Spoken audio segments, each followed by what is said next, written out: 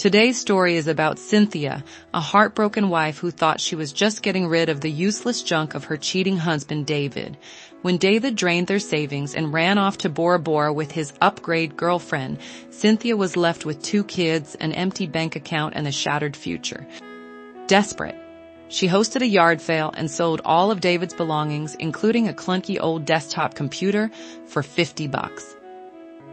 Enter Lillian, Cynthia and David's friendly but brilliant neighbor, who was also a retired IT legend, and David's PC held a secret cryptocurrency wallet worth, wait for it, $450 million. When David found out the computer had been sold, he rushed home to get it back, but Lillian had already claimed ownership via Cynthia's receipt marked "Final Sale."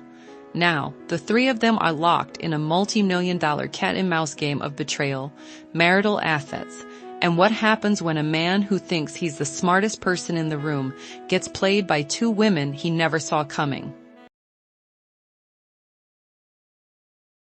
I stood in my front yard, knee-deep in a garage sale of regrets, not mine, David's, the man I married 15 years ago. I'm Cynthia Marlowe, tech writer by trade, mother of 2 brilliant kids, and as of last Tuesday at exactly 3:07 a.m., the proud recipient of a digital Dear Jane text from my soon-to-be ex-husband.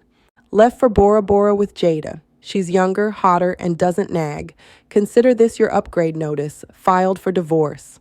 No punctuation, no dignity, just a smug little Molotov cocktail of betrayal. I should have been shocked, but I wasn't. David had been slowly unraveling since he turned 40. The cliché checklist practically wrote itself: younger woman, check; tropical escape, check; blaming the woman who built his life from the ground up, triple check. We met at a Crunchyroll panel on disruption in digital publishing. I was the one on stage, and David Marlowe was the guy in the front row asking if AI would replace people like me. He found me afterward and insisted we debate the issue over drinks. He ordered a Negroni made with mezcal because gin is too predictable, and I mistook his smug confidence for depth. Now, 15 years later, I'm selling off the artifacts of David's midlife spiral, a rowing machine that doubled as a towel rack, 5 pairs of leather pants he never fit into, and dead center in the driveway catching sunlight like a celestial middle finger, a signed photo of Elon Musk that somehow survived our last argument. Why the fire sale? Because in addition to David's grammatically offensive, emotionally bankrupt message, he drained out joint bank account of every penny we had, $650,000. Looking back, the signs of his emotional drifting were there. More team dinners, a sudden surge in out-of-town conferences, a business trip to Boise that somehow left him sunburned. In December, I should have known, especially when he changed colognes and joined a gym. That was the real plot twist. David hadn't moved faster than a power walk in 10 years, but suddenly he was lifting. All I could think was, how about lifting your weight as a father? Because our kids, David Jr., 5, and already engineering spider bots out of Legos, and LaToya, sweet and babbling at 2 years old, looked at him like he was a house guest. He wasn't cruel, just uninterested. He held bottles like live grenades and read bedtime stories like he had a stopwatch in his hand. Still, I made excuses. He was tired. Work was stressful. Everyone gets stuck sometimes, I told myself. And then she appeared, Jada, the temporary receptionist who started last November. I met her at the holiday party. Tall, polished, and smiling like she'd practiced in the mirror until it stuck. She wore a red dress so tight it looked shrink-wrapped. I held a lukewarm champagne and 2 sore hips from a week of toddler wrangling. "You must be the legendary Cynthia," she said, extending her hand like she was offering me a discount on betrayal. "David's told me so much about you."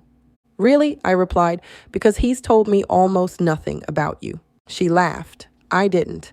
That was the moment my gut twisted into a fist and landed a soft punch to my spleen. Something wasn't right. David hated parties, always had. But there he was, standing behind Jada, drink in hand, watching us with a look I couldn't quite name, not guilt, not fear, smugness. At the time, I shoved the feeling deep. right next to the memory of him purposely interrupting my Zoom calls whenever I worked from home. I had no proof, just vibes, and vibes don't hold up in court. What did hold up in court? A bank alert showing he'd transferred $650,000 from our joint savings minutes before he sent that breakup text. I refreshed the app. Nothing changed. The money was gone. When I called the bank's hotline, the woman on the other end said, "Oh, yes, Mrs. Marlowe. The funds were transferred to a new account under Mr. Marlowe's name. It was authorized." I blinked. Authorized by who? A pause. By Mr. Marlowe. Legally. The silence that followed could have soured cream.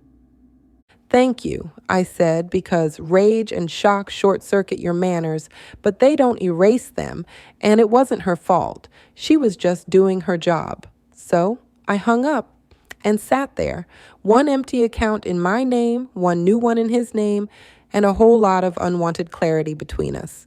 I hadn't spoken to Khadijah in over 5 years, not since her wedding in Napa that had white roses flown in from Ecuador, and a harpist who moonlighted as a neuroscience professor. She'd been my roommate in college, pre-law with a steel-trap brain and a laugh like a champagne cork popping.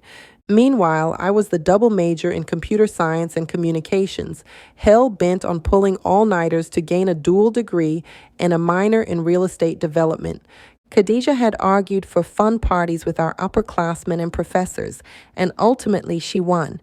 And for years we had the time of our lives. But that was 20 years ago, before I met David, before my marriage slowly distanced and isolated me from my family and friends. When I called Khadijah's old number, I half expected it to be out of service, or screened by an assistant, or my call ignored altogether. I was shocked when she picked up on the second ring, her old humor on full display. "Cyn?" Khadijah said, her voice crisp and curious as she used my familiar college nickname. "Oh my God, you are alive. Are you calling to celebrate my divorce or to sell me vitamins?"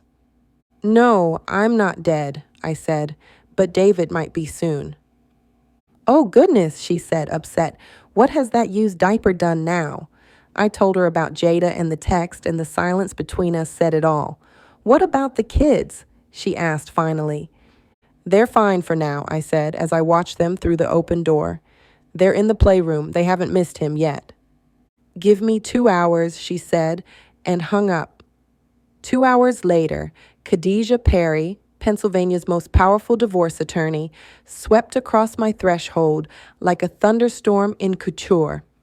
After hugging me tightly and scanning my face with those eagle eyes of hers, she slid into a chair at my kitchen table with the poise of a woman who's deposed billionaires and once made a judge apologize on record.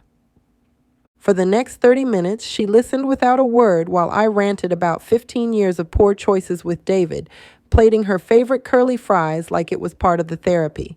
"Oh, and he took the Keurig," I said, setting the hot fries in front of her. "Let that sink in. The man left me with 2 kids, 0 money, and no coffee."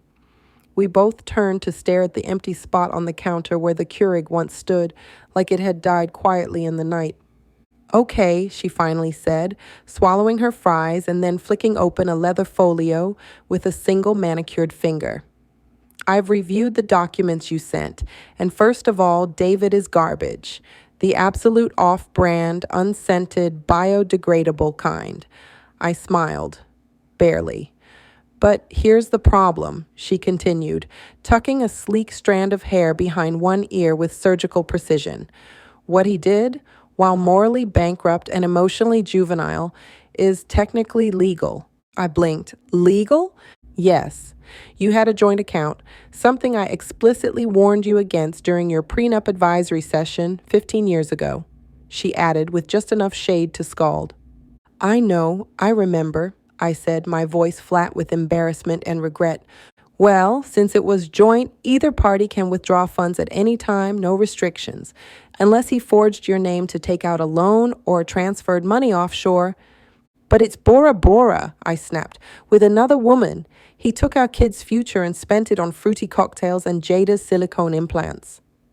"Appalling, yes," she sighed. "But under the law, a spouse can dispose of marital assets however they see fit, As long as it can be argued it's on your behalf. His secretary claims he has a business conference scheduled in Bora Bora, so technically that was a business expense. For me and the children, I choked. What are we supposed to inherit sunburns and hotel key cards? Khadijah gave a sympathetic wince. The law doesn't care if the business was a midlife crisis and cocktails with your replacement? I slumped in my chair. I want to punch something. You can punch me if it helps, she offered dryly. Just not the face. You've got court in the morning. I stared down at my coffee, gripping the mug like it owed me answers. My knuckles were white. So what now? What do I do? Am I just screwed? Well, Khadijah said, tilting her head thoughtfully, you can sue for half. You're entitled to half of any marital assets as of the date of separation. If we can prove the spending was done in bad faith, you might recover a bit more. But if he's already spent it all? Then you're suing a man who owns heir. She paused, then glanced around the kitchen. Or, hear me out, you start selling his things until it adds up to your half. Sell his things, I echoed. Khadijah grinned. I had a client sell off her husband's entire Ferrari collection to recoup the money he siphoned from their joint account. The registrations were in his name, but since he used marital funds, totally legit. David doesn't have a Ferrari, I sighed. He has leases, he has cologne, he has golf clubs he doesn't use. Exactly. The trappings of a successful real estate agent. Custom suits, engraved cufflinks, designer rings, sell it all. That'll take ages, I muttered, rubbing my temples. Not necessarily, she said, leaning back in her chair like she was waiting for me to catch up. Have a yard sale. I looked up. A yard sale? I'll get pennies on the dollar. That's the point. She raised an eyebrow. He humiliated you. His girlfriend is flaunting herself on social media with your man, drinking your money in a coconut. Return the favor. Sell his things for pennies. Let him feel what it's like to have his ego marked down for clearance. And the judge won't punish me in the divorce? I asked. We'll tell them you needed fast cash because your husband emptied the accounts and left you with 2 kids and a mortgage. You'll be selling the house in the divorce anyway. This just makes you resourceful. I sat there in silence, letting it wash over me, the sting, the strategy, the sheer poetic pettiness of it all. Selling his precious suits for $5 a pop, watching strangers walk off with his curated masculinity in plastic bags. It was the kind of revenge that didn't need fire. It needed fluorescent price stickers. And yet, something in me hesitated, a tiny trembling thread that still wanted justice with dignity. The version of me that used to believe in playing fair, the version that hadn't been left behind like an expired library book. Let me think about it, I said quietly. Khadijah frowned, not angry, just disappointed in that way only someone who truly knows you can be. That's fine, but just remember, Cyn, she said, her voice gentler now. Thinking before acting is what got you here. Khadijah's words lingered through dinner, through the kids' bath, through their Auntie Kay reading their favorite book until they drifted off. After she left, I sat alone in the living room, staring at our framed wedding photo, wondering how we'd gotten here. We were so young, so in love, so certain, and now, as if on cue, the universe answered with a soft ping. I glanced at my phone, Instagram. There was Jada, on a boat, smiling into the sun. The caption, to the future #Bora Bora baby #engaged life. And there it was, a diamond ring the size of a guilt trip on her finger, bought with my money during my marriage by a man who used to call me his home, and to think the woman wearing it had once called me legendary. My hands started shaking as I took a screenshot and texted it to Khadijah with the #yard sale tomorrow. Her reply was instant. He should have left the Keurig. The next day, I staged our neighborhood first and most epic yard sale of spite. I got up at dawn and dropped the kids at my mother's, then drove home and tossed all David's crap onto the lawn like a retail-themed exorcism. I didn't even bother organizing it. I let the chaos speak for itself. His vitamins, 10 cents per bottle, his I make the rules desk plaque, free with the purchase of literally anything. I even found that ridiculous alpha male mindset journal he used to scribble in after watching motivational TikToks. Sold it to a teenage girl who said she'd use it for sketching anime fan art. God bless her. I wasn't just selling objects, I was shedding skin. Each sale was a ceremonial release. Gone, the protein powder that made the bathroom smell like sadness and regret.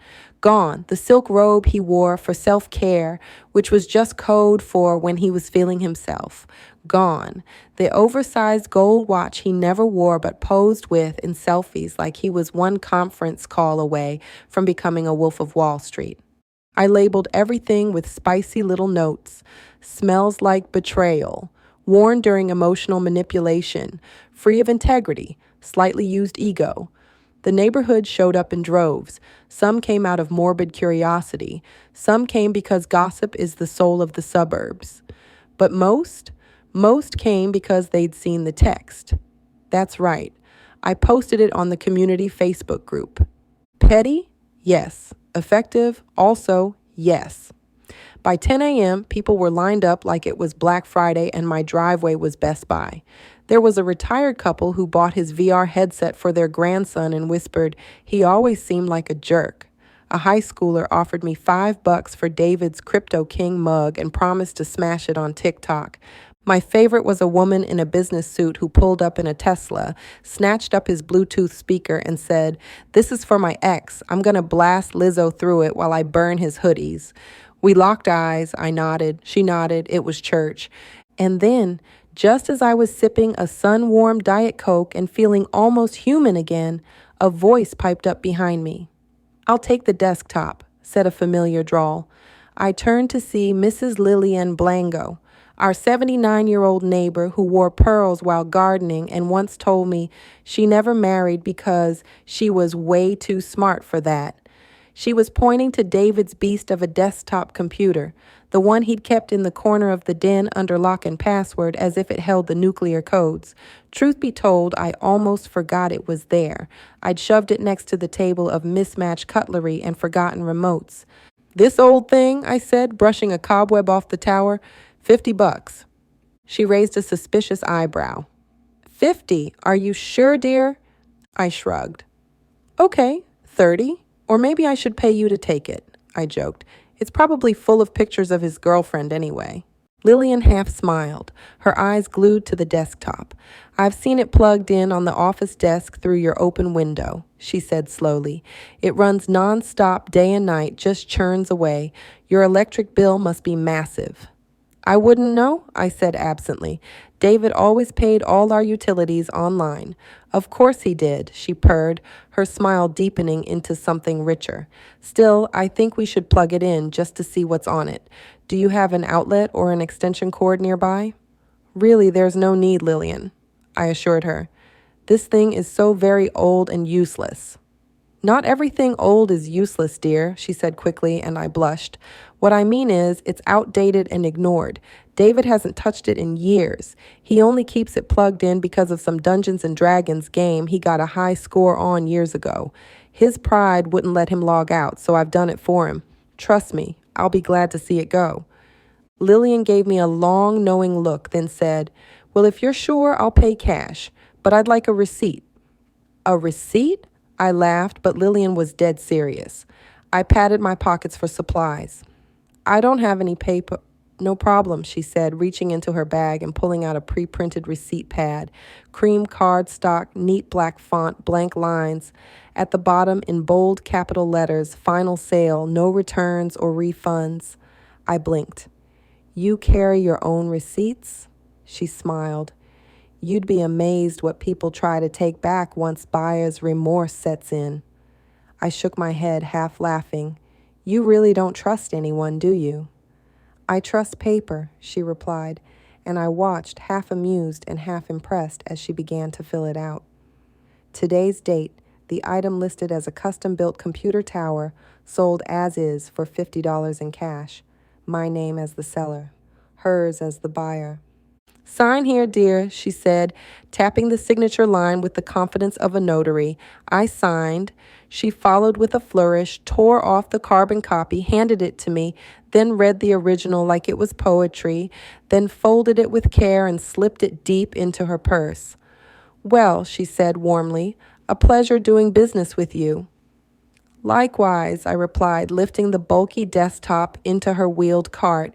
She gave me one more smile, gentle and knowing, like a fairy godmother who already saw how this story would unfold.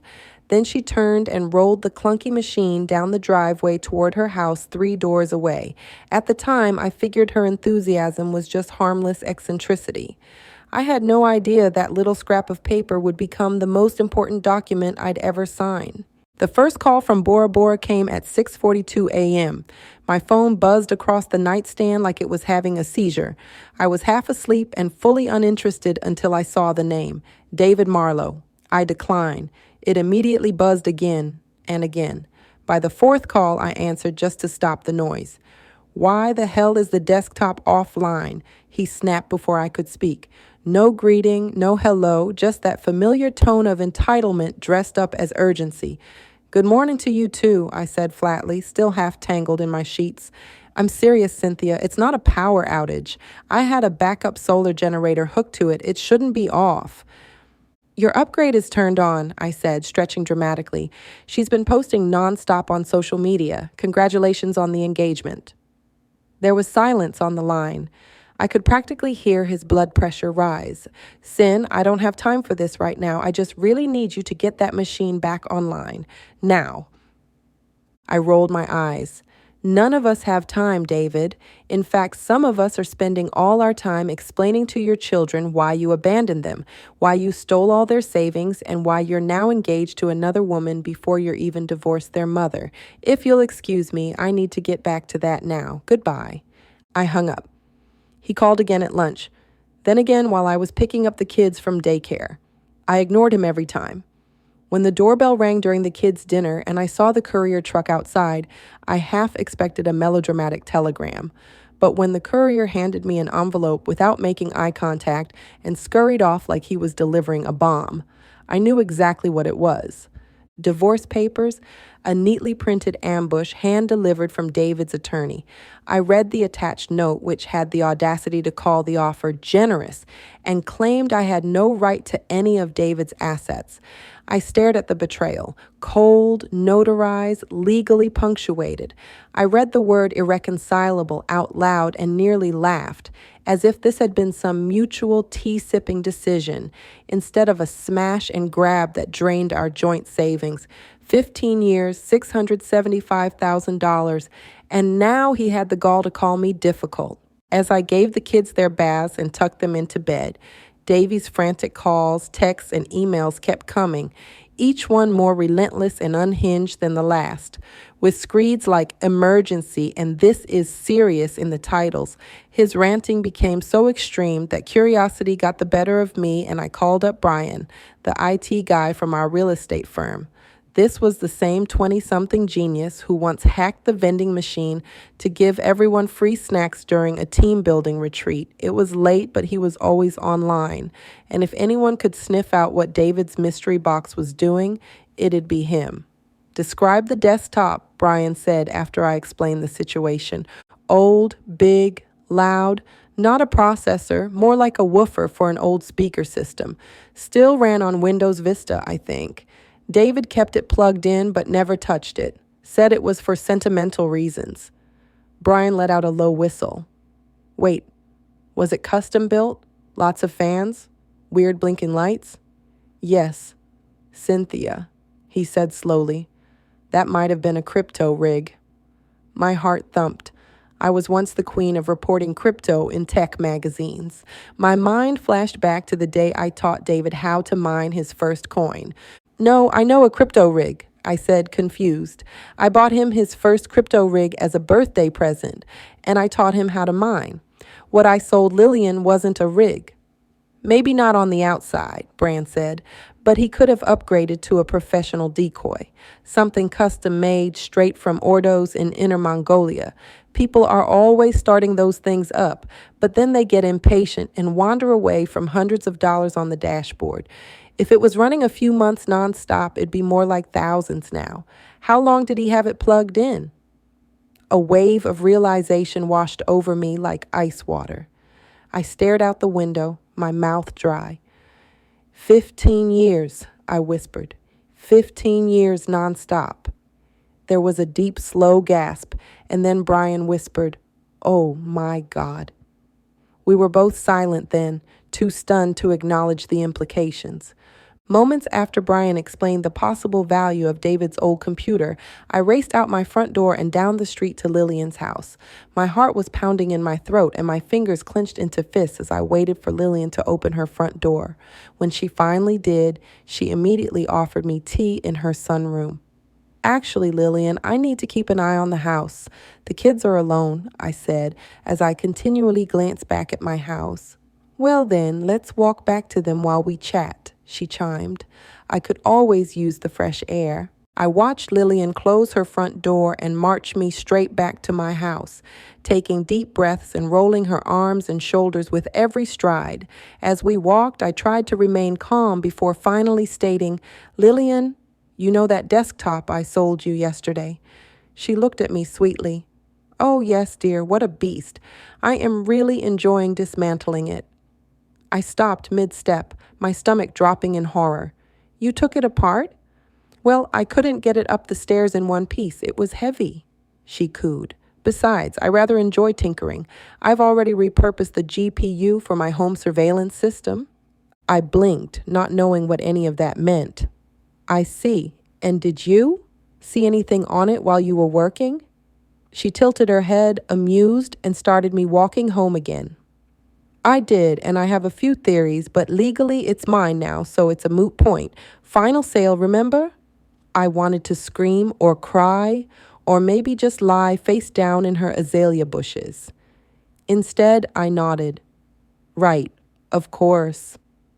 When she dropped me off at my porch and waved goodbye, I watched in a daze as she marched back to her own home, each step made with military precision. The moment I got inside, I called Khadijah. She answered on the first ring. "Money, death, or David?" she teased. "Crypto," I blurted, pacing the living room in a panic. "I think David's old computer was a mining rig. He's been calling nonstop since I unplugged it. I followed your advice and sold it at the yard sale. But when I asked my neighbor for it back, she said she already stripped it for parts. I think it was worth a lot of money, Kay. I mean, like, a lot of money." There was a brief silence, then a string of swear words, the kind you only hear when someone realizes they left a winning lottery ticket in their laundry. "Okay, we need to move fast before David gets back," she said. "We can file it as marital property. I'm on my way with the petition.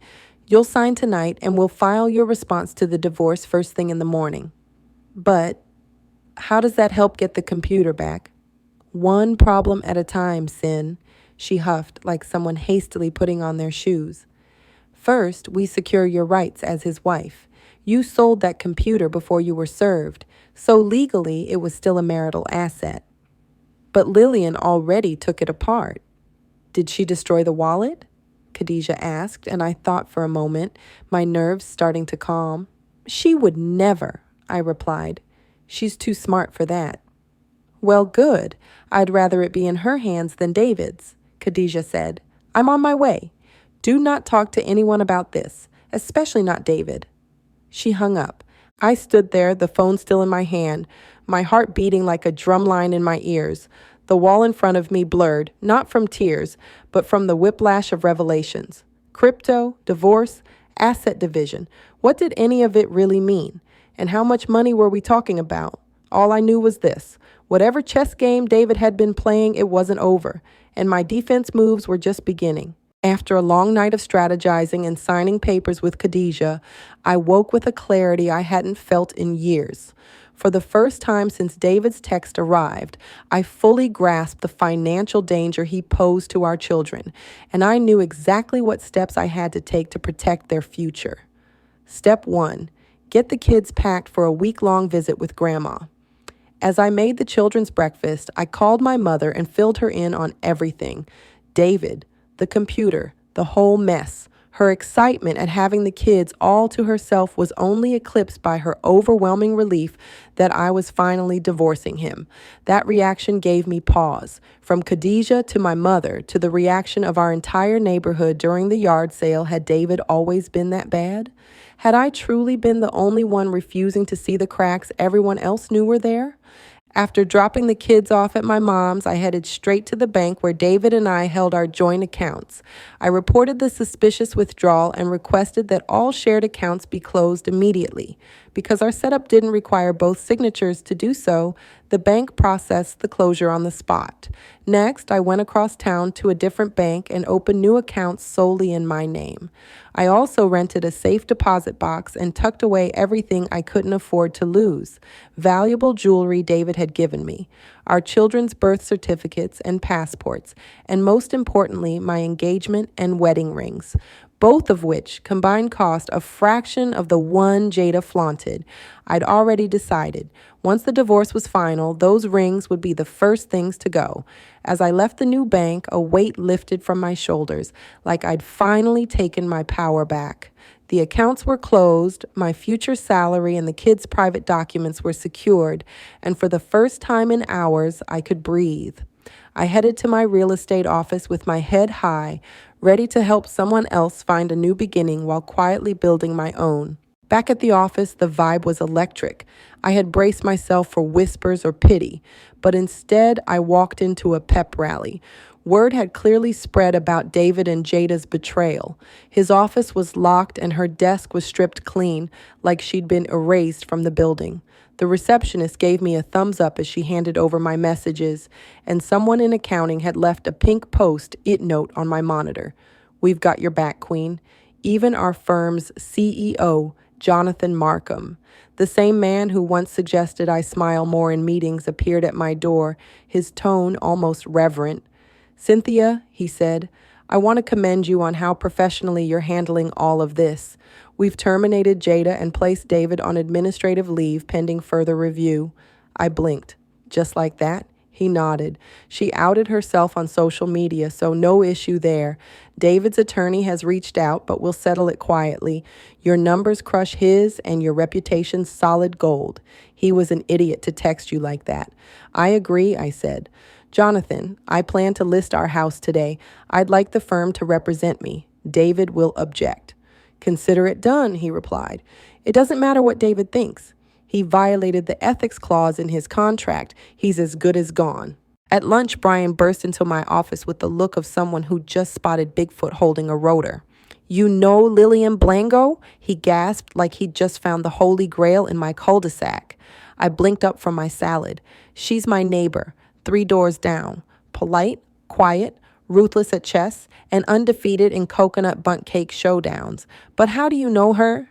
His eyes were huge.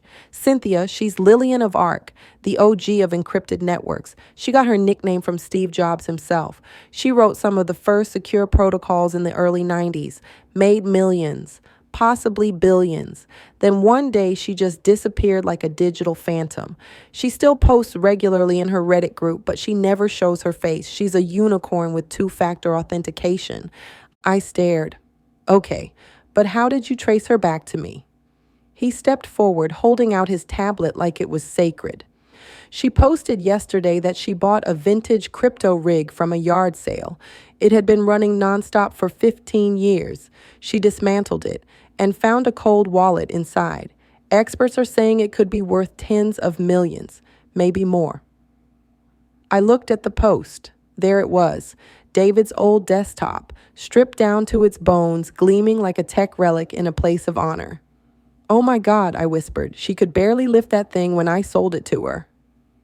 Brian cackled. "Ha, she played the old lady card on you. Lillian's strong as hell. She posts faceless gym videos all the time, where she deadlifts more than I do." He swiped again, awestruck. "And David's rig? The guts are sweet as hell, clean, minimal internal dust. Lillian's already got the motherboard mounted on her wall like a trophy buck." He grinned. Cynthia, you didn't just sell a computer, you sold the arc of the blockchain. And now I can't even get it back, I groaned. He held out the screen again. That's where you're wrong. It was a new post from Lillian, a photo of the machine now disassembled and glowing under ambient light. The caption read, #waiting for you to wake up, sis. I frowned. I don't get it. Brian rolled his eyes. It means, come get your bag, Cynthia. Lillian the Ark's got more money than God. She doesn't need to rip anyone off. She's waiting for you to go talk to her. After he left, I sat in stunned silence, his words ringing in my ears. Finally, I pulled out an ancient neighborhood watch contact sheet I'd stuffed in the drawer years ago and found Lillian's private number. I dialed and she picked up on the third ring. It took you long enough, she said with a smile I could hear. Come by after work, we'll have cake. An hour later, I was still buzzing from Lillian's call while showing a house to a newlywed couple. My phone buzzed with a call from Khadijah, and I answered it discreetly while the clients wandered toward the kitchen. Good news and dumb news, she said, skipping pleasantries. The good news is that, as predicted, David's attorney just tried to rescind the divorce petition. My heart skipped. Did it work? Of course not. It's too late, she clucked smugly. Your uncontested petition is already in motion and scheduled to be accepted by the court. Unless you suddenly agree to rescind as well, he's on his way to the divorce he started. I exhaled, the relief hitting deeper than I expected. Okay, so what's the dumb news? David's filed an emergency injunction to stop the sale of the computer. He's claiming you bankrupted the marriage intentionally and that you gave away his crypto fortune out of jealousy and spite. I let out a sharp laugh. He's seriously arguing that I handed over millions of dollars just to get back at him? That's his strategy? He's desperate, Khadijah replied. The hearing's been fast-tracked for this Friday. His attorney says he's borrowing money to fly home from Bora Bora tonight. I've tracked their flights. I'll have Jada served with a subpoena the moment they land and clear customs. I blinked. Jada? What's she got to do with this? I suspect he told her something. Maybe not about the crypto itself, but definitely about the stolen savings. It was the foundation of their future together. I'm subpoenaing her to find out exactly what she knew and when. She's already feeling the pressure, Khadijah added. Her Instagram went private today. She's also been fired from the firm, and David's been suspended while under review. Really? Khadijah smiled. Well, that just made my day. Hearing my silence, she softened her voice slightly. Sin, I know it's been a difficult few days, but trust me, you're going to win. Just don't lose faith. She hung up, and for the first time, I didn't feel cornered or panicked or tired. Instead, I felt something I hadn't felt in years. Hope. When I pulled into Lillian's covered driveway that afternoon, I finally saw her house in full. For years, I'd driven past the tidy porch and lace curtains, assuming it was just another quaint cottage tucked behind hedges and trees. But hidden behind all that charm was something far grander. The wraparound porch boasted original Victorian woodwork, and the landscaping was meticulous, lined with lavender and herbs I couldn't name. It was the kind of wealth that whispered, not shouted. Her garage doors stood open, revealing a mint-condition vintage Jaguar and what looked suspiciously like an original Tesla prototype. The door opened, and a plain-clothed maid ushered me into what could only be described as a cathedral of craftsmanship-stained glass windows, hand-carved banisters, and oil paintings that clearly hadn't come from a catalog. The floors gleamed. The lighting was soft and intentional, and the air carried the unmistakable scent of lemon balm and old money. Lillian appeared at the foot of the staircase, dressed in overalls and wearing the kind of smile you'd expect from the final boss in a video game. "Do you like coconut and lemon cake?" she asked sweetly, peeling off a pair of oil-stained work gloves. "I just baked a fresh one." She led me into what could only be described as a woman's paradise, a sun-drenched great room with velvet chaise lounges, curated art books stacked beside crystal decanters, floor-to-ceiling windows framed by sheer linen drapes, and walls adorned with soft-toned abstract paintings that whispered elegance without trying too hard. You have incredible taste, I said, half gasping as I followed her into the expansive chef's kitchen. Clearly, no children have ever had the chance to break anything in here. Lillian let out a warm, genuine laugh, the kind that made you feel instantly at home.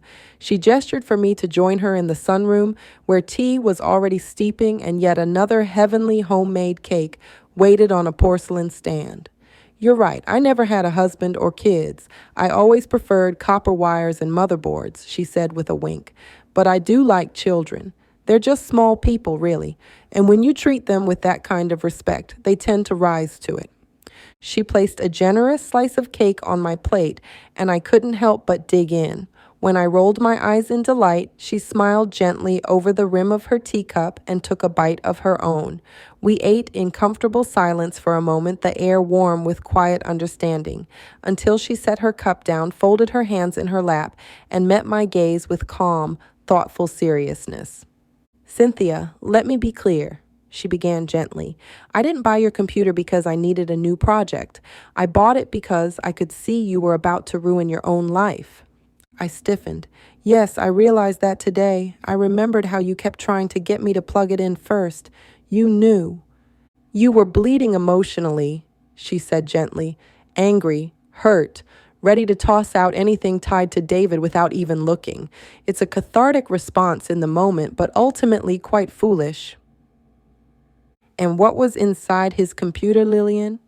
She answered like she was reciting the weather, roughly $400 million. I immediately choked on my cake. Lillian watched calmly as I gasped for air, then gulped down some water to clear my throat. Finally, I blinked at her in disbelief. I'm sorry, how much did you say?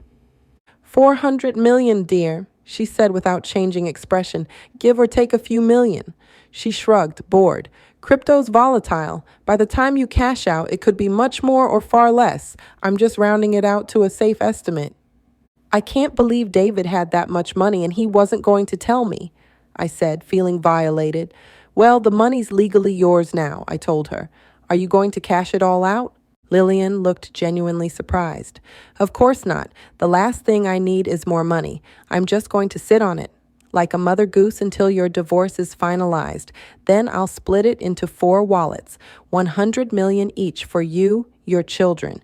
And yes, even David, he mined it. He should have a share. Yours and the kids' portions will go into an irrevocable trust. You'll manage it until they come of age. David can do whatever he wants with his. Her tone was calm, almost breezy, like she was discussing a bake sale, not quietly orchestrating the dignified return of a hidden fortune. I stared at her, stunned. She had every legal right to keep it. She didn't owe us anything. You'd really do that for us? I asked, my voice barely audible. Why? Because your husband is a textbook crypto dreamer, she said. He got in early, watched it balloon over the decades, and convinced himself that touching it would jinx everything. So instead of using his good fortune, he just watched it for decades. It's a sickness, like gambling. When people don't earn their wealth, they're paralyzed by the what if. He was never going to cash it out behind your back. Ever. No, I said bitterly. He was just going to let the kids and me go broke while he played sugar daddy to his girlfriend. Lillian sighed, her expression soft. It sounds like he's made a real mess of things indeed. Her words settled over me like a warm coat. I swallowed, blinking hard. Thank you, I whispered, unsure what else to say. Her eyes sparkled. My pleasure. And just in case anything happens to me before this is resolved, I've added the wallet to my estate.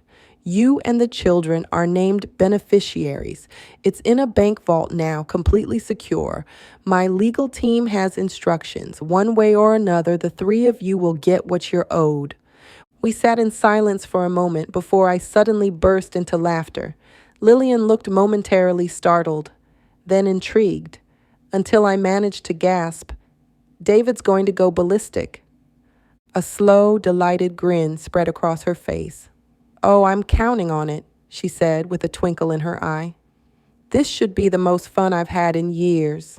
The sound of cardboard boxes dragging across hardwood floors was oddly satisfying. With one box at a time, I dismantled the life David and I had built. Wedding gifts we never used, framed photos that had quietly expired on the walls, appliances chosen more for style than function. Each item held a memory, but none of them felt like mine anymore. I was in the upstairs hall, folding the last of David's monogrammed towels when the front door slammed. "Cynthia!" he bellowed. I descended the stairs slowly, meeting the man I used to call my husband, still handsome, still polished. His fresh Bora Bora tan, perfectly gelled hair, and chiseled jaw were all intact.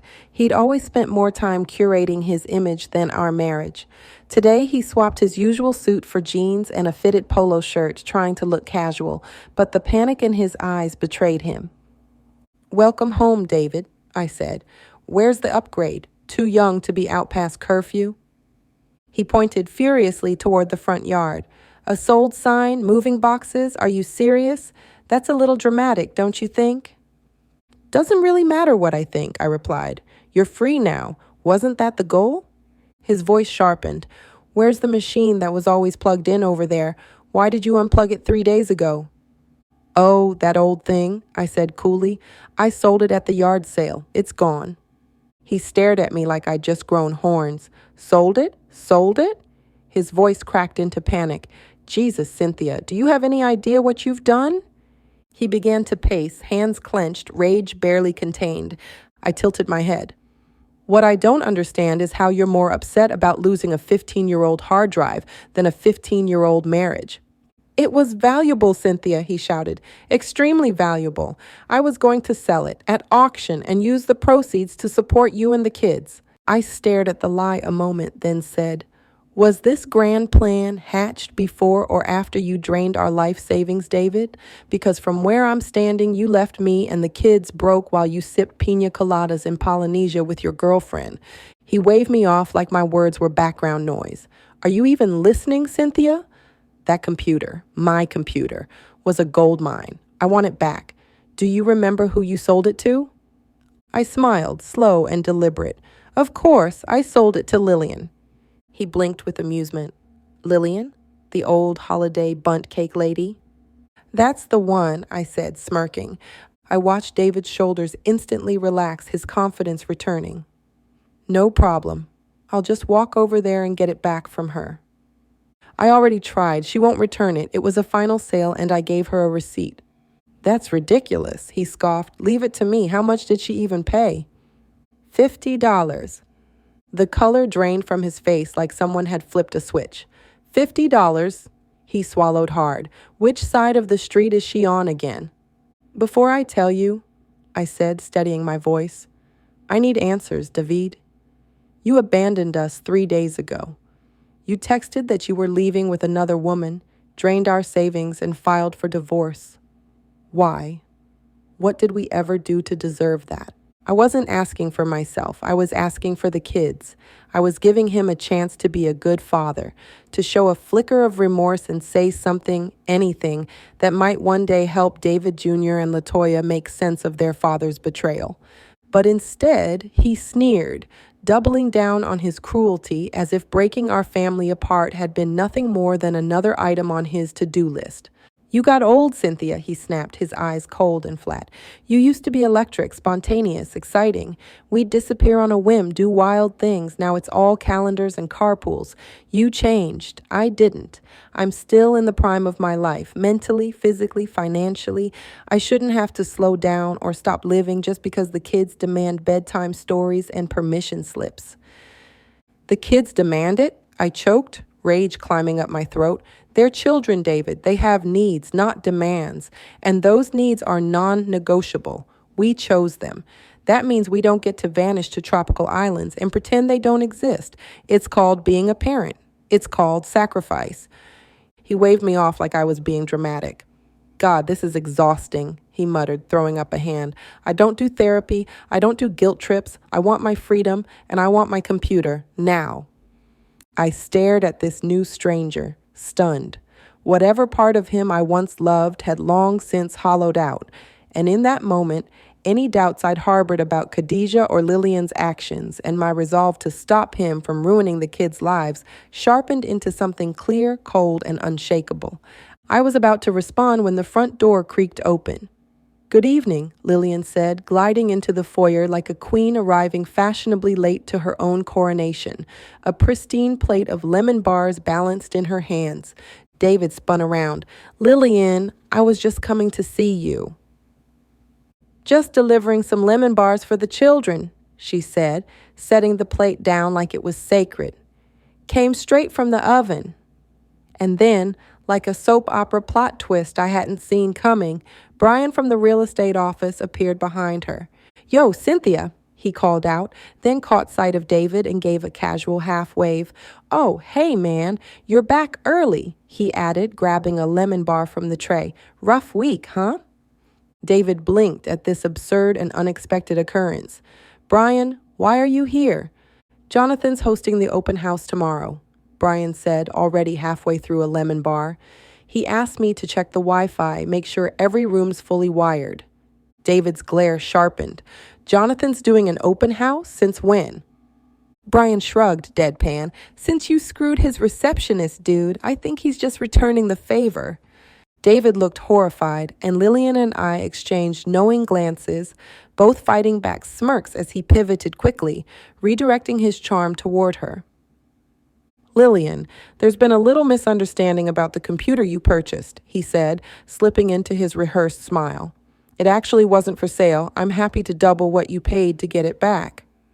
"Oh, there's no misunderstanding, dear," Lillian said sweetly, hands folded like a genteel southern hostess. "You sold it as is. For $50? Very Norman Rockwell of you. I framed the receipt, actually." David's jaw tensed. "It wasn't Cynthia's to sell," he snapped, his composure slipping. "It was my computer. Private property." "It was a marital asset," Lillian replied, her tone still velvet but now with steel beneath it, "which means Cynthia had every right to sell it to me, and I absolutely adore it. I couldn't possibly part with something so sentimental." David looked like he'd swallowed a wasp. "This is insane. I built that machine from the ground up. It was never meant to be hers to touch, let alone give away." "She's right, dude," Brian chimed in, now polishing off his third lemon bar. "A final sale is legally binding in this state. The receipt holds. You should have locked up your rig before you went on walkabout with Jada." David's jaw clenched with fury as his eyes flicked from me to Lillian to Brian, then back again. "This isn't over," he muttered before storming out of the house. Seconds later, we heard the screech of his tires peeling out of the driveway and down the street. Lillian walked over with calmly clicked the front door shut.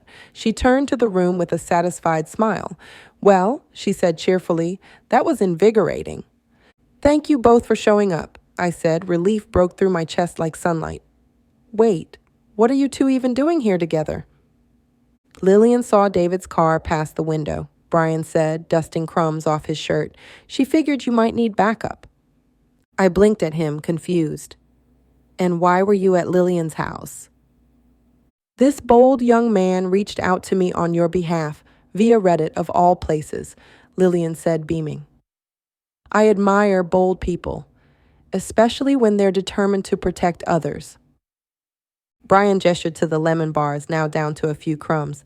"She invited me over to talk crypto and baked these while we talked." He held one up reverently. "These are ridiculously good, like courtroom, bribery level good." I smiled, really smiled, and let out a long breath, the kind you only take after surviving a storm you didn't cause. "Round one to us," I said. "Here's hoping it goes this well next time," I said. Lillian winked. "Oh, no hope necessary, dear. Your husband has no idea what's coming." Throughout the night, my phone buzzed nonstop with David's frantic texts. I muted him, went to bed, and rose early to finish packing the kitchen in peace. After speaking to the kids during their breakfast with Nan, I got curious and made the mistake of unmuting David, just to see if he'd calmed down. He had not. My phone lit up like a slot machine on fire. 7:13 a.m. text. "You can't sell my house and my computer. I still have rights." 7:27 a.m. Do you even understand what you did? That wasn't just a desktop, Cynthia. It was our future. It represented years of work. 8:10 a.m. I'm not joking. That rig was priceless. You sold our children's future, not me. You need to get it back from Lillian ASAP. 8:20 a.m. Okay, let's calm down. If you can get the computer back when I auction it, I'll give you a 55-45 split on the proceeds, with you getting the extra 5%. 8:22 a.m. Fine. We'll split the auction money 60-40. Don't be spiteful, Cynthia. Think of the children. 8:29 a.m. Okay, 70-30, but that's as high as I can go. I need to live too, and I built that computer. Call me. I stared at the screen, then quietly muted him again. It was chaos, and I was done trying to make sense of it. 30 minutes later, my phone buzzed with a message from an unknown number. This is Jada. We need to talk. I stared at it, wondering if David was using her phone. As if reading my mind, another message popped up. I'm serious. It's really Jada, not David. He's losing it over some computer, and I think I know why. I can share what I know. I'll meet you anywhere. I forwarded the messages to Khadijah. She called almost immediately. The sugar baby is flipping on Daddy, she said, practically giddy. Delicious. So you trust her? I asked incredulously.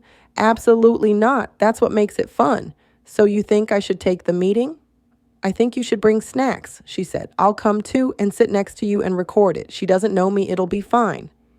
I texted Jada with the time and location, both chosen by Khadijah. It was neutral territory just in case I felt like throwing a muffin. I had a house showing at 9, but by 10, I was seated at the cafe, waiting. Khadijah arrived earlier and scoped the place like a pro, picked out 2 tables, tested the recording device twice, and positioned herself with a clear line of sight. When Jada walked in right on time, Khadijah and I acted like we didn't know each other. Jada wore oversized sunglasses and had her hair pulled into a tight, high ponytail. The woman who posted poolside selfies with married men was on full display. I didn't know you two were still together, she said, sliding into the seat across from me like she was running 5 minutes late to brunch. David said you were separated, that your marriage had been over for years. It's not my fault he cheated on you. I didn't respond. All 3 of us worked in the same boutique real estate office where rumors traveled faster than listings. If my marriage had truly ended, she'd have heard about it 10 times before David could fabricate a cover story.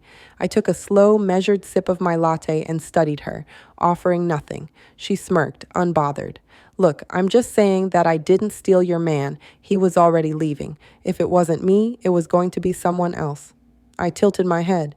You dragged me here to tell me this? I came to make a deal. What kind of deal? She leaned in, her tone dropping to a conspiratorial whisper. David's been hiding money from you and the kids. Tell me something I don't know, I said coolly. She shook her head. Number you think you know, you think it's only $600,000, but it's more than that. Way more. Try 4 million. A week ago, that number might have shattered me. But now, thanks to Lillian's discovery of David's crypto wallet, the amount barely registered. I took another sip of my drink, calm and unreadable, letting the silence wrap around her like a slow choke. You already knew how much it was, didn't you? Jada blinked, nervousness creeping into her facade for the first time. You've known this whole time. Which country was it this time? I asked casually. Singapore, the Cayman Islands, Switzerland? I had no clue what I was talking about. I was just throwing out the country names Khadijah coached me on. She assured me that I didn't need to be right.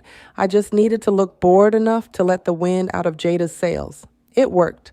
My lack of enthusiasm immediately ebbed Jada's energy. Singapore, she said flatly. I nodded, as if catching her in a lie. So that means it's actually one of the other 2 cities. This annoyed her deeply, and she insisted, No, it's really Singapore. We didn't fly straight to Bora Bora. We flew to Tokyo first, then had a 24-hour layover in Singapore. While we were there, David and I went to a private bank. He said it was just a quick errand to check his account. His crypto account, I corrected. Her eyes widened in shock. How did you... I was married to this man for 15 years. You've only known him for 15 minutes. My words seemed to strike her like a physical blow. She kept talking, but I could see the bravado she'd arrived with had started to slip. After Singapore, we flew to Auckland, then finally to Bora Bora, Jada said, her voice dipping, but not out of guilt, more like fatigue from pretending to care. When David transferred the $600,000 in Singapore, I thought that was all of it. But then he tried to move more money and realized the home computer was offline. He completely lost it, screaming, losing his mind, ranting about how you had ruined everything. It was unhinged. I got spooked and booked the first flight home. I wasn't about to stick around for that level of crazy. My pulse didn't flinch, but something tightened beneath my skin. Can you prove any of this? She reached into her designer purse and pulled out a battered burner phone, sliding it across the table like she was handing off a drug deal. The SIM's from Singapore. It's not locked. I took photos of all the account paperwork while David was in the shower. Transaction history, routing forms, all of it. Every document's in there. I didn't touch the phone. I just stared at it, everything locking into place. The $4 million in Singapore wasn't a fluke. It was a test run, a trial transfer from David's mining rig. The $600,000 he stole from our savings was just a smokescreen, meant to make me believe that was the extent of his wealth. If I hadn't unplugged the crypto machine when I did, he would have sat on that beach, grinning in the sun while siphoning away hundreds of millions I was never meant to discover. This wasn't just betrayal. It was a calculated erasure of my trust, my future, and it had been years in the making. I looked at Jada. An unwitting accessory in David's grand illusion. She was designed to dazzle, to humiliate, to scream midlife crisis loud enough to drown out the truth. I was meant to obsess over her youth, to feel old and unwanted, to waste my rage on the wrong person. As long as I stayed distracted by her, David could keep looting our lives in broad daylight, bleeding our future dry while I looked the other way. I kept my face neutral as I processed it all. I still didn't reach for the phone. Finally, I said, "This has been very helpful. Thank you for sharing." Jada crossed her arms demandingly. "Okay, I've done my part. Now you do yours. Call off your pit bull attorney." "I don't understand," I replied, voice deliberately casual. She scoffed. "Yes, you do. She's relentless. Every time I step into a local restaurant or downtown business, she's got someone trying to serve me for trivial crap. I'm shocked she hasn't subpoenaed my hairstylist or come after me for parking tickets." I had to fight back a laugh. "Relax. It won't affect your career outside of our small town." Jada's face hardened. "You still don't get it. I'm engaged. That ring I posted was not from David. It was from my fiancé, Chase. His family has real money, old money, and his mother is the top Palm Beach socialite. She thinks I'm this flawless, Pilates-loving, charity-hosting, French-speaking debutante. I even have a separate Instagram just for her and her church friends. It's all Sunday brunches and live, laugh, love quotes." She leaned in, her tone dropping into something almost threatening. "If this David mess touches her world, even a whisper, she'll ruin me. That woman has the kind of power that deletes people without leaving fingerprints." She straightened, flipping her hair over her shoulder. "So please, call off your lawyer. David meant nothing. He was just some sleazy old guy flashing cash, and I wanted a tropical getaway, that's all. I was going to dump him the second we got back." I looked at her, a deep disgust simmering just beneath the surface. People like Jada and David with their casual cruelty and willingness to burn down real lives out of convenience. Were they born that way, or were they shaped by the world around them? Her rigid face held no answers. She wasn't even sorry for her role in destroying my marriage. She just wanted to walk away clean. I simply replied, "I'll see what I can do." Jada exhaled, accepting that as the closest thing to mercy she was going to get. She stood, and for a brief second, that familiar look of condescension flickered across her face. "Look on the bright side," she said smoothly.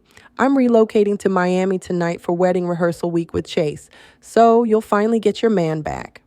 I didn't flinch, just watched her saunter out like she was strutting down a runway, unbothered and utterly oblivious. I had taken a long sip of my coffee, trying to come to terms with the truth when I overheard Khadijah 2 tables over, casually speaking into her phone. "Yeah, Chase something. Miami. Big wedding this week. Mama's a socialite. I need contact information for her private legal team. Be discreet. Tell them I've got information they'll want. Something that could save them millions in alimony someday. She hung up and stirred her coffee, then smiled at me as she took a slow, satisfied sip. I smiled back, satisfied in the knowledge that no one who was involved in the betrayal of my children would be walking away easy. On the morning of the emergency hearing, I took my time getting dressed. There was no rush, no dread either, just a kind of quiet clarity, the kind that settles in once you've finally stopped hoping someone will change. As I stood in the mirror smoothing my dress, I realized I didn't feel nervous, not even angry. I felt done with the lies, with the illusion, with pretending I didn't already know how this would end. I glanced at a photo of my adorable children on my dresser. David was in the photo too, but it didn't upset me. Instead, it solidified my resolve to walk away with every penny of their inheritance. An hour later, I arrived at the courthouse to find Khadijah already waiting outside. Leaning on the railing like a lawyer in a commercial that ends with a multi-million-dollar verdict, her expensive navy suit and thick briefcase gave off enough powerful energy to make the entire building shake. As I approached, she gave my outfit a long once-over and grinned. "Damn, sis," she whistled, impressed. "You didn't come to play," I smiled back. "Neither did you." We walked up the steps together, shoulder to shoulder, like we were closing out the third act of a thriller. "Oh," she said, almost offhand, "Jada's Miami dream has fallen apart." I grinned. Color me shocked. "Yeah, it's a shame," Khadijah said, her voice laced with irony. "Turns out a little birdie told her fiance's mama everything. Even sent an anonymous recording of Jada bragging about her fake Instagram persona. Mama had already hired a private investigator, but Jada managed to compromise him into writing a glowing, completely fabricated report." She paused just long enough for the smirk to settle. "So now the PI's Florida license is revoked. Jada's fled with a new sugar daddy she met at her own engagement dinner, and Prince Charming, young Chase, is officially back on the market." "Another family rescued from disaster," I said, shaking my head. "Still, Jada's great with Photoshop. I give her a week and she'll have a whole new identity stitched together, filters and all." We shared a short laugh. The kind that doesn't come from pettiness, but from clarity. The kind you earn when you finally stepped out of someone else's illusion and realized you're not broken. You were just too damn smart to stay fooled forever. And with that, we pushed open the courthouse doors, our heels echoing like a countdown. I spotted David before he saw us. He was wearing his favorite tailored suit, the one he saved for high-end real estate investors. He looked handsome as ever, albeit thinner, probably due to lack of sleep. And when he spotted me and Khadijah, he ignored his attorney's warning and stormed straight over to us. When he arrived, his face was tight with that faux, remorseful expression he always kept in his back pocket. "Sin," he said, all low and reasonable. "Do we really have to do it like this? With lawyers? In public? You requested this emergency hearing, Mr. Marlowe, to contest the yard sale." Khadijah reminded him incredulously. David ignored her, focusing exclusively on me. "I've been thinking," he went on, stepping closer like that would help. "We should settle this ourselves. No more legal fees, no drama. Just sit down and talk, you and me, like it used to be." I tilted my head slightly and slowly said, "I don't do therapy, David. I don't do guilt trips. I want my freedom. Now." David stared at me, speechless, as I echoed his own words back to him. Then Khadijah and I stepped around him and moved to the defense table. As we took our seats, I glanced around and spotted Lillian and Brian in the back. They waved. I smiled. "All rise." The judge entered, silver-haired, spine straight as a yardstick, and not a drop of patience in her expression. She adjusted her glasses, tapped her pen on the bench, and scanned the docket before speaking. "This court is now in session for an emergency hearing in Marlowe versus Marlowe regarding the identification of marital assets and the alleged breach of fiduciary duty by both Mr. David Marlowe and Ms. Cynthia Marlowe." Her voice was steady, precise, the kind that could silence a room with a single word. This hearing has been scheduled on an expedited basis due to credible claims that both parties concealed, diverted, or otherwise misappropriated marital assets during the course of the marriage, and that these actions may constitute not only financial misconduct, but a deliberate breach of the legal obligations each party owes the other under Pennsylvania law. She looked pointedly at David's counsel, who was already straightening papers with a bit too much enthusiasm. "Counselor," the judge said evenly, "are you prepared to deliver your opening statement?" David's attorney approached the bench with measured calm. "Your Honor," she began, voice smooth and rehearsed, "this case raises questions about personal property, business interests, and the distinction between individual and marital assets." She glanced briefly at our table, then looked back at the judge. "My client, Mr. Marlowe, asserts that the desktop computer in question was purchased with personal funds, used solely for private business, and never intended as a shared asset." She offered a tight diplomatic nod. "We ask the court to recognize that not all property acquired during marriage qualifies for equitable distribution, and we will show that the items in dispute fall outside that scope, despite opposing counsel's claims to the contrary." She returned to her seat quickly, because the longer she stood, the more fragile it sounded. The judge nodded once. "Thank you, counselor." Then she looked toward Khadijah, already rising with a pen in one hand and the truth in the other. "Ms. Perry, your opening?" Khadijah stood, smoothed her blazer, and stepped forward, holding a single manila folder. "Your Honor, although the computer was a gift to Mr. Marlowe from his wife on his birthday 15 years ago, the issue here isn't about whether a desktop computer is marital property. That's a distraction. What's at issue is whether Mr. Marlowe used that device, and others, to conceal, reallocate, and erase over $675,000 in marital funds." Her voice was calm, surgical. "This is a clear breach of fiduciary duty. Mr. Marlowe funneled joint assets through shell companies, anonymous transfers, and offshore crypto holdings. The desktop didn't just enable the fraud, it contains the proof." She held up the folder. "Inside are login credentials, IP logs, receipts, and communications, confirming Mr. Marlowe's intent to hide these accounts from his wife." She let that settle. "And now, rather than take responsibility, he claims the desktop is his private property that has sentimental value. In reality, it holds evidence he's desperate to suppress." She gestured toward our table. "My client contributed over $300,000 to their joint savings. Every major asset was jointly acquired. Mr. Marlowe had no independent business, no separate trust, no prior income source that would make any of these funds, or this device, his alone, the desktop, the money he spent on another relationship, and the funds currently concealed offshore in Singapore were all part of what they built together." She took a breath. "And now he wants to claim the desktop is private property, after it was legally sold in a public yard sale organized by the plaintiff. Why? Because she was left with nothing. No groceries, no mortgage payment, no gas to get her children to school. She sold household items to survive. Mr. Marlowe made no objection at the time, and now he wants to reverse a lawful sale by claiming emotional attachment." Khadijah stepped back slightly. "If he can produce a receipt, a message, any documentation showing that the desktop was his sole property, let him present it.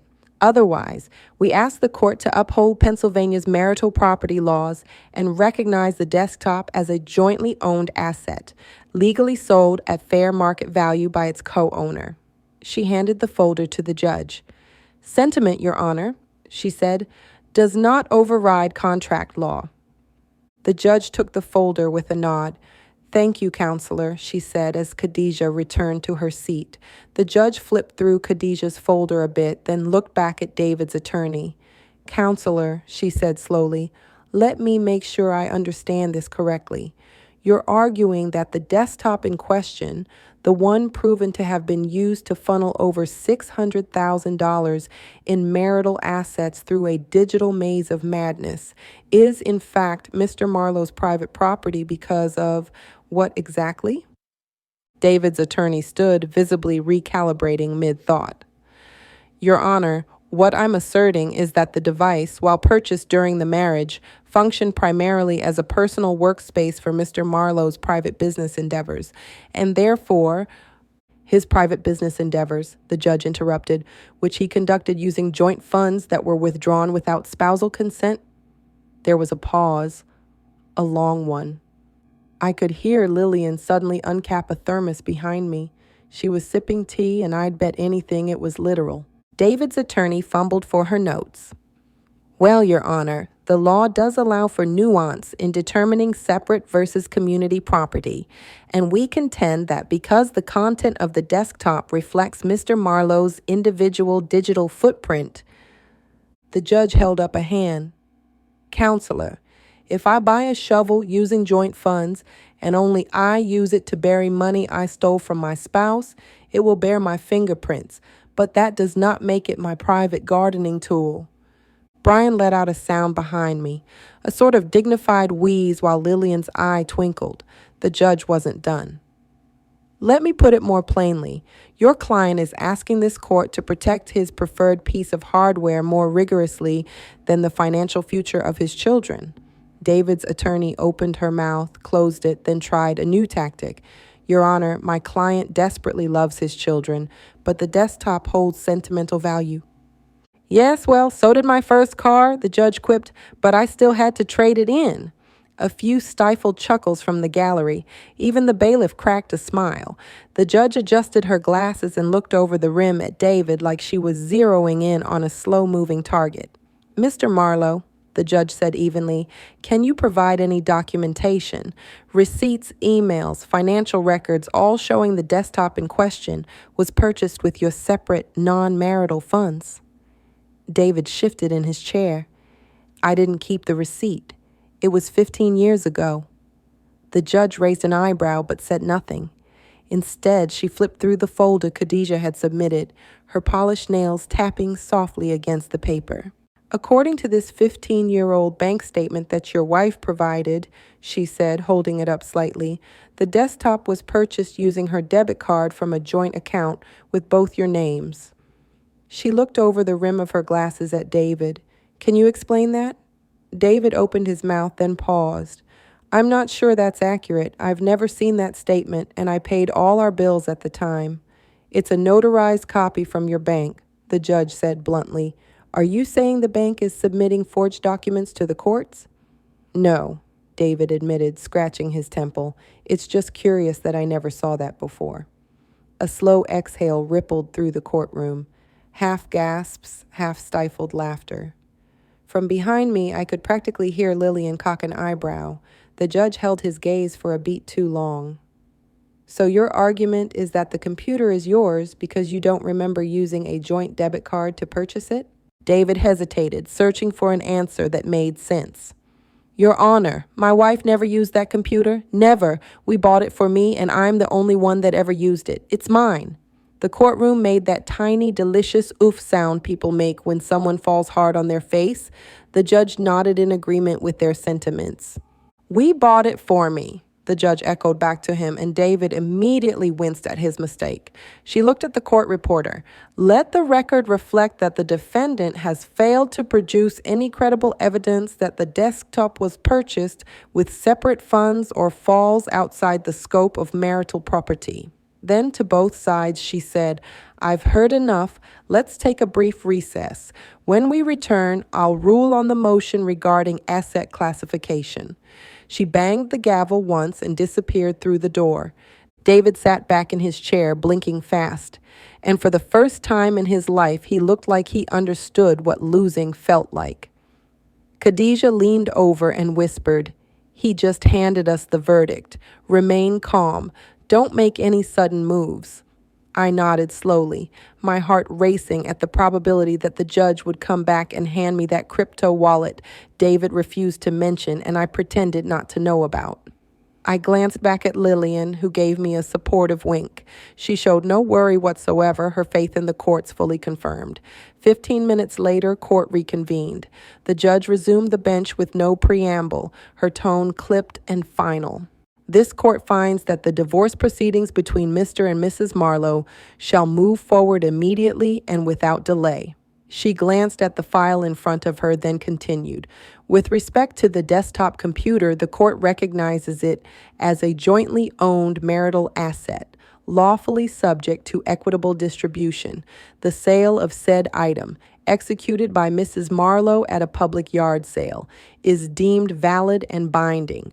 The bill of sale signed by Mrs. Marlowe is hereby upheld as legally enforceable.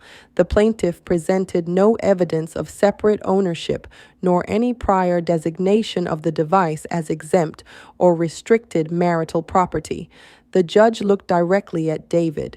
Regarding the unauthorized withdrawal of $675,000 from the joint savings account, Mr. Marlowe is hereby ordered to return the full amount no later than close of business today. The funds shall be deposited into a court-supervised escrow account pending final division. She turned her attention to both tables.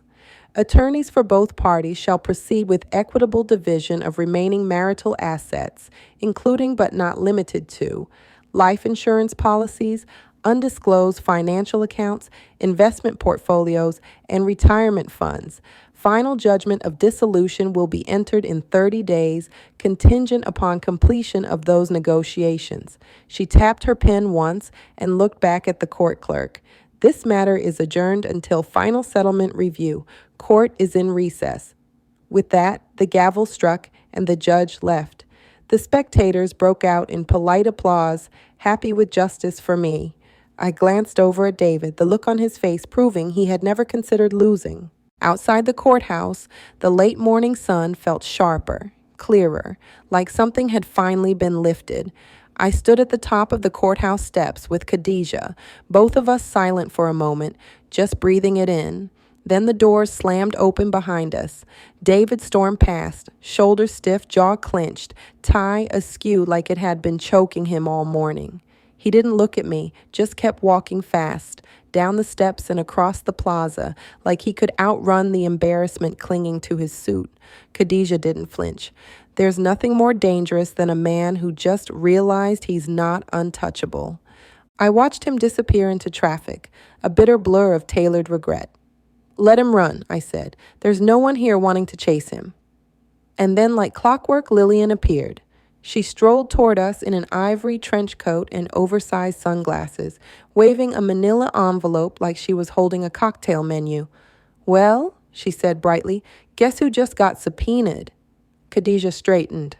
What? Lillian handed her the envelope with a flourish. David's suing me, claims I unlawfully retained his hard drive when I bought the desktop. He wants it returned immediately, or he'll pursue damages. Brian, trailing just behind her with a to-go cup and a grin, let out a snort. He's really out here trying to reverse a yard sale with a lawsuit. Man's got range. Lillian laughed, tossing her hair.